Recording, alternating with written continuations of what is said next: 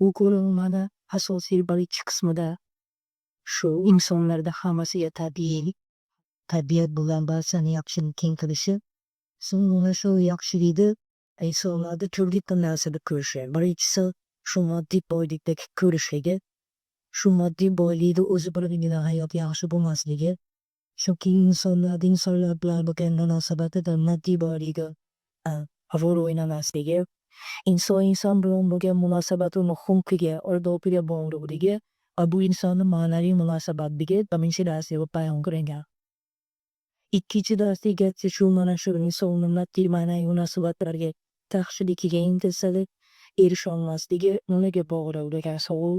Uchinchi tur munosabat mavjudligi u insonni yuksak kuch, ilohiy kuch bilan bo'lgan munosabati irqiy munosabatga bog'liqligiga tushuntirilgan. Qanchalik ruhiy munosabati insonni yaxshi bo'ladi, shunchalik uni moddiy ma'naviy munosabatlari yaxshi bo'lishi yozilgan.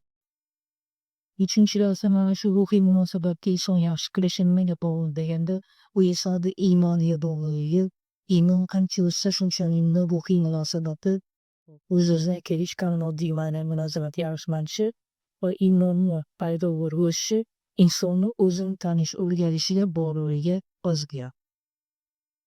Keyingi darsda mana shu insonni o'zini tanishdagi o'ziga xos qilingan afzalligi aqlini bilishlik zarurligi va keyingi darsda mana shu aqlni paydo bo'lish qonuniyatlari yozilgan. Unda tezda miya va sezgi a'zolarini aqlni yuritishga o'ylar vazibalari, keyingi darsda voqelikda uni aql yuritishga vazibalari, yana keyingisida voqea haqida ma'lumotni borishi hamda uni aql yuritishga o'rni vazifasi, keyingisida insonning vujudidan keladigan ma'lumotlarni vazifasi, ularni aql yuritishga o'rni ayon.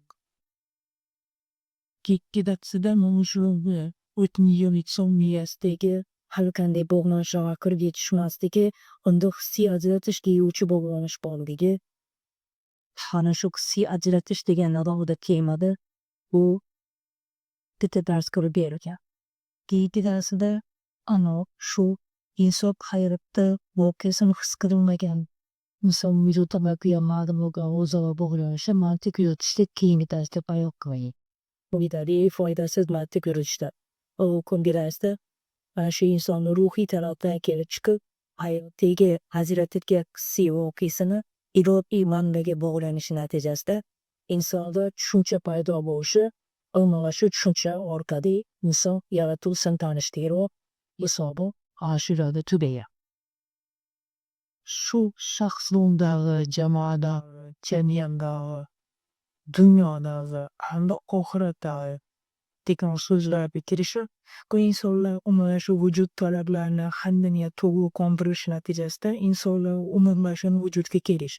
Inson birinchi ruhiy talabini to'g'ri qondirganda shaxslar birligi, umuman shu moddiy talabini to'g'ri qondirganda jamoaviy qarindosh urug'chilikda birliklarga paydo bo'lishi, ma'naviy talabini to'g'ri qondirish natijasida insonlarda jamiyat birligi paydo bo'lishi, o'zlik talabni qondirganda ular turli xil millatlar bilan dunyoviy birlik paydo bo'lishi ancha ta'riflar nuqtai nazarda yozilgan.